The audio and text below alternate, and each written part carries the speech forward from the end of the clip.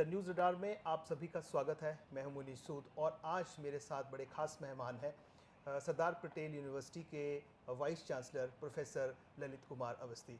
अवस्थी जी ने अभी हाल ही में ज्वाइन किया है। अपॉइंटमेंट तो इनकी 2 महीने पहले हो गई थी, लेकिन इन्होंने ज्वाइन अभी कुछ हफ्ते पहले ही किया है। और आज हमारा इनसे चर्चा करने का विषय सिर्फ एक ही है, जिसे लेकर अभी तक भी हम कई बार इसी आपके चैनल के माध्यम से ही हम चर्चा करते रहे हैं, जो पहले प्रो वाइस चांसलर थे अब सर हैं, कि इस सरदार पटेल यूनिवर्सिटी का भविष्य क्या है। सर, स्वागत है आपका द न्यूज़ रडार में। धन्यवाद। Thank you Umesh ji. Sir, हम पहले भी प्रो वाइस चांसलर थे, उनसे भी चर्चा करते रहते थे, इंटरव्यूज़ किए हमने। बात एक ही है कि सरदार पटेल यूनिवर्सिटी का भविष्य आखिर क्या है। ये यूनिवर्सिटी रहेगी कि बंद हो जाएगी। हाल ही में जब चुनाव अभी संपन्न हुए, आपने देखा, तो ये एक प्रमुखता से ये मुद्दा उठाया गया था भाजपा द्वारा कि सरकार की मंशा जो है इस यूनिवर्सिटी को लेकर सही नहीं है। अब आपने ज्वाइन किया, अब आप हमें बताइए कि अब 2 हफ्ते तो हो गए आपको यहाँ पे। आपको क्या लगता है, आप हमारे दर्शकों से इस साझा कीजिए। हाँ, जो मैंने यहाँ अभी 2 या 3 हफ्ते में जो भी देखा है उसमें ज़रूर ऐसा है कि कुछ प्रोसेसेस अभी शुरू नहीं हुए हैं, लेकिन क्यों शुरू नहीं हुए हैं उसके बारे में मैं ज़्यादा कमेंट नहीं कर पाऊँगा। जो चीज़ें पहले से एस्टेब्लिश्ड होनी चाहिए, जैसे एसी हैं, हमारी एकेडमिक काउंसिल है, बाकी बॉडीज़ हैं, वो फंक्शनल होनी चाहिए थी, लेकिन वो नहीं है। अभी उसी के ऊपर हम काम कर रहे हैं ताकि हमारी एकेडमिक काउंसिल, हमारी फाइनेंस कमेटी, हमारी ईसी वो सुचारू रूप से काम करना शुरू करे। और रही बात सरकार की मंशा की, तो मेरे को लगता है कि इससे बड़ा जवाब नहीं हो सकता कि गवर्नमेंट ने एक वाइस चांसलर यहाँ लगाया है अभी हाल ही में। तो मुझे नहीं लगता कि हमें गवर्नमेंट की मंशा को इसके ऊपर कोई डाउट रखना चाहिए, क्योंकि अगर ऐसी कोई मंशा होती तो मुझे नहीं लगता कि वो वाइस चांसलर अपॉइंट करते और इतनी जल्दी अपॉइंट करते। नहीं, आपकी कोई बातचीत अभी तक, देखिए अपॉइंटमेंट तो आपकी होगी, आपकी कोई बात उसके इस दौरान, एक मुझे लगता है कि जब आपकी अपॉइंटमेंट शायद मार्च में हो गई थी, हाँ, जब हमने भी आपसे फ़ोन पे बात की बिल्कुल थी, बिल्कुल बिल्कुल। तो इन 2-3 महीनों में कभी किसी सरकार के मुख्यमंत्री से या किसी सेक्रेटरी लेवल के अफसर से आपकी कोई बातचीत हुई इसके रिगार्डिंग कि उनकी क्या सोच है इसके बारे में? मेरी बात जो है सिर्फ 1 मिनट की बात सेक्रेटरी साहब से हुई थी। उनका यही था कि आप कब ज्वाइन कर रहे हैं या जल्दी से जल्दी ज्वाइन करें। तो उस टाइम क्योंकि मेरी पुरानी जो अपॉइंटमेंट थी उसकी एक कंडीशन थी कि मुझे वहाँ पे अपना वो पीरियड कंप्लीट करना था, जो मैंने नोटिस पीरियड था। तो मैंने उनको कन्वे किया कि मैं नोटिस पीरियड कन्वे करके मैं ज्वाइन करूँगा, और जैसे ही नोटिस पीरियड ख़त्म हुआ है मैंने यहाँ ज्वाइन किया, जैसे मैंने उनको बताया था। इसके अलावा क्योंकि मैंने ज्वाइन नहीं किया था तो बाकी चीज़ों पे चर्चा करने का कोई, मुझे नहीं लगता कोई औचित्य उस टाइम था। हाँ। तो सर, अब आप देखिए, जो कहा जाता है कि कोई भी, this is a state university, और मेरे ख्याल अपनी तरह की दूसरी यूनिवर्सिटी है ये स्टेट यूनिवर्सिटी। कोई भी यूनिवर्सिटी है, उसको चलाने के लिए एक बड़े बजट की आवश्यकता होती है। जो हमने देखा है, जो हमने सुना है, हमने पढ़ा है, वो एक 10 करोड़ का बजट इस यूनिवर्सिटी का रखा गया है, एज़ कम्पेयर टू HPU, जिसका 100 करोड़ का बजट होता है। तो आपको क्या लगता है कि इन परिस्थितियों में क्या इस यूनिवर्सिटी को रन किया जा सकता है इतने कम बजट में? अभी फ़िलहाल जो है यूनिवर्सिटी ग्रोइंग स्टेज में है ना। और जो भी इंस्टीट्यूशन बनते हैं, क्योंकि मैंने काफ़ी इंस्टीट्यूशन में राइट फ्रॉम द बिगिनिंग काम किया है, जैसे एनआईटी हमीरपुर। तो अगर आप एनआईटी हमीरपुर को 86-88 में देखते तो एक पॉलीटेक्निक कॉलेज में एनआईटी शुरू हुआ। अच्छा। तो उस टाइम क्योंकि बहुत कम लोग रहते हैं, इस टाइम भी हमारी करीब 39% पोजीशन जो है फैकल्टी की फील्ड हैं। हाँ। हमारी 1% के आसपास जो है वो नॉन टीचिंग की फील्ड हैं। हाँ। तो बहुत कम स्टाफ और कम फैकल्टी होने की वजह से इनिशियली बजट कम हो सकता है। हाँ। हाँ, उसका कंपैरिजन हम नहीं कर पाएंगे, क्योंकि जिस तरह से बजट आएगा उसी हिसाब से फिर यूनिवर्सिटी आगे एक्सपेंड करेगी। लेकिन आज की डेट में जो और मुद्दे भी हैं, जैसे हमें लैंड का इशू है, बाकी चीज़ें हैं, तो जब तक वो लैंड हमारी थ्रू नहीं हो जाती है, जब तक हमारा कोई डिज़ाइन बन के यूनिवर्सिटी का फाइनल नहीं होता है, मुझे लगता है कि बहुत ज़्यादा बजट अगर हम 100 करोड़ ले भी आएँ तो मुझे लगता है वो हम खर्च ही नहीं कर पाएंगे। नहीं सर, बात तो खर्चे की तो नहीं है, लेकिन जैसे यूनिवर्सिटी ने अगर ग्रो करना है, अगर इसको वाकई सही तरीके से यूनिवर्सिटी में चलाना है, तो यू नीड अ बजट। और जो सूचना हमें प्राप्त हुई है उसमें ये है कि इस बार जो इस फाइनेंशियल ईयर में, तो वो 10 करोड़ जो रखा था वो हेड ही मिसिंग है।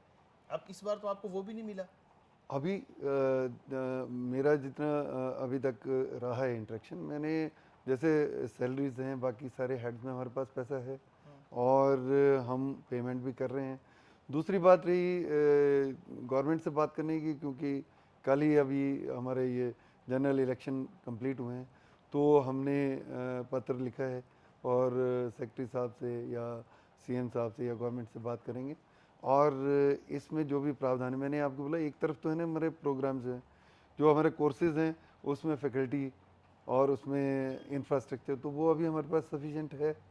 आप कहते हैं अब फिलहाल आपको रन करने के लिए जितना बजट आपके पास है, अब उतना पैसा आपके वो पास तो है। पास अभी है। हाँ, जैसे बात होती है नए कोर्सेज की। हाँ, नए नए कोर्सेज शुरू करने हैं या नए प्रोग्राम शुरू करने हैं या और एक्सपेंशन करना है, जैसे नई बिल्डिंग कंस्ट्रक्ट होनी है, उसके लिए बजट की रिक्वायरमेंट है। लेकिन वो हम काम कर रहे हैं। अभी तक एक्चुअली जो प्रोसेस है बजटिंग का, जो मैं समझता हूँ, मेरा मानना यह है कि अगर एक एंटिटी बजट देने वाली है तो दूसरी एंटिटी बजट लेने वाली है, तो जो लेने वाले हैं उनको प्रोजेक्ट करना पड़ेगा कि हमें कितना बजट चाहिए। तो अभी तक वो एक्सरसाइज यूनिवर्सिटी में नहीं हुई है, तो वो मैंने शुरू की है और मुझे लगता है हम नेक्स्ट 10 डेज़ में उसको कंप्लीट करेंगे। सभी हेड्स ऑफ डिपार्टमेंट, सभी हमारे फाइनेंस ऑफिसर, वो कीपिंग इन माइंड कि अगर हम इतनी रिक्रूटमेंट करते हैं, इतने नए कोर्सेज शुरू करते हैं, इतनी लैब्स की हमारी रिक्वायरमेंट है, इतना कंस्ट्रक्शन में चाहिए, ये सारे एस्पेक्ट देख करके फिर हम बजट प्रोजेक्ट करेंगे, तो नेचुरली वो बजट फिर कहीं गवर्नमेंट से शेयर होगा और वो रिफ्लेक्ट भी होगा। आप कॉन्फिडेंट हैं कि आप बजट ले आएंगे यूनिवर्सिटी के लिए? मुझे तो ऐसा लगता है, क्योंकि मैं आया हूँ तो गवर्नमेंट की इंटेंशन ये है कि इसको यूनिवर्सिटी को चलाना है, तो फिर लेकिन मुझे एक बात पे बड़ी हैरानी होती है कि जैसे इतने बड़े वाइस चांसलर की पोस्ट कोई छोटी पोस्ट नहीं होती है। जब गवर्नमेंट वाइस चांसलर को अपॉइंट करती है तो मुझे लगता है कि कोई चर्चा तो वाइस चांसलर के साथ होती होगी कि ये यूनिवर्सिटी है, इसको इस तरह तरीके से आगे है, ये इसको आगे ऐसे ग्रो करेगी, ऐसे बढ़ाना है, या ये गवर्नमेंट की एक विजन होती है, उसको वीसी के साथ बैठ के चर्चा होती है। लेकिन देखा गया है कि गवर्नमेंट, आप भी खुद ही कह रहे हैं कि आपकी सिर्फ 1 ही मिनट चर्चा हुई है। वो वो हुई है ज्वाइन करने से पहले। पहले अच्छा, क्योंकि उस टाइम पे चीज़ें क्लियर नहीं थी क्लियर नहीं थी। और स्टेट गवर्नमेंट को भी, और हो सकता है थोड़ा डाउट हो कि पता नहीं ज्वाइन करेंगे कि नहीं करेंगे, अच्छा। क्योंकि टाइम ज़्यादा था। हाँ। तो आज की डेट में वो परिस्थितियाँ चेंज हो गई हैं, पर जैसे ही हमारी मीटिंग होती है तो मुझे लगता है इन सब मुद्दों पे बात होगी और एक कंक्रीट जो आउटपुट है उस मीटिंग का आएगा। हाँ, क्योंकि मेन जो आज अड़चन इस यूनिवर्सिटी की फाइनेंस ही है। अगर फाइनेंस यहाँ आ जाता है, सरकार इसमें पैसा दे देती है, तो शायद जो सरकार पर प्रश्न चिन्ह उठ रहे हैं आज की डेट में, क्योंकि मैंने आपको बताया इलेक्शंस में भी विक्रमादित्य से भी, ये जब वो यहाँ के कांग्रेस के उम्मीदवार थे, तो उन पे यही बात आ रही थी कि आप इस यूनिवर्सिटी को क्या करेंगे। सरकार ने तो इसके इतने कॉलेजेस, तो इसके लगभग देखो आप 76 के करीब कॉलेज डी एफिलिएट कर दिए, तो इसका दर्जा तो कम किया ही है। और आगे भी अब मैं आपसे दूसरी बात भी करना चाह रहा था, हमारे पास बिल्डिंग्स रेडी पड़ी हैं। मैं खुद इस एक दिन पूरा दिन मैंने कवरेज की थी। सुंदरनगर की आपकी बिल्डिंग है, काफ़ी बड़ी बिल्डिंग है, 2-2.5 करोड़ की वो बनी है। बादशाह में मैंने आपकी बिल्डिंग का दौरा किया, दरंग में आपके बिल्डिंग्स मैंने देखी। तो ये जब तक फंक्शनल नहीं होगी तो कैसे चलेगा? तो मुझे लगता है कि बिल्डिंग्स को फंक्शनल करने में तो गवर्नमेंट का तो ऐसा कोई, मुझे नहीं लगता कोई रिस्ट्रिक्शन है। तो हम ही इसमें मीटिंग करके कुछ प्रोग्राम्स जो हैं वो सुंदरनगर शिफ्ट करने वाले हैं और नए सत्र में एटलीस्ट 2 या 3 प्रोग्राम सुंदरनगर में चलेंगे, क्योंकि वो बिल्डिंग हमें हैंड ओवर हो चुकी है। अभी जो बादशाह की बिल्डिंग है उसका हैंडओवर का प्रोसेस चल रहा है, तो we need to plan some more, क्योंकि यहाँ स्पेस काफ़ी हो जाएगा और यहाँ के और सुंदरनगर के दोनों कैंपस को मिला के यूनिवर्सिटी के जो हमारे स्टूडेंट की स्ट्रेंथ है इस टाइम, वो सफिशेंट है। लेकिन हम आगे एक्सपेंशन क्या करेंगे, मेरे माइंड में क्या है, गवर्नमेंट की माइंड में क्या है, तो उस उन पे जब चर्चा हो जाएगी तो वो कैंपसेस भी हम यूज़ कर पाएंगे। जीओआईटी का रिजल्ट भी नहीं निकाल पे, दो देखिए लगभग 1.5 साल के करीब हो गया।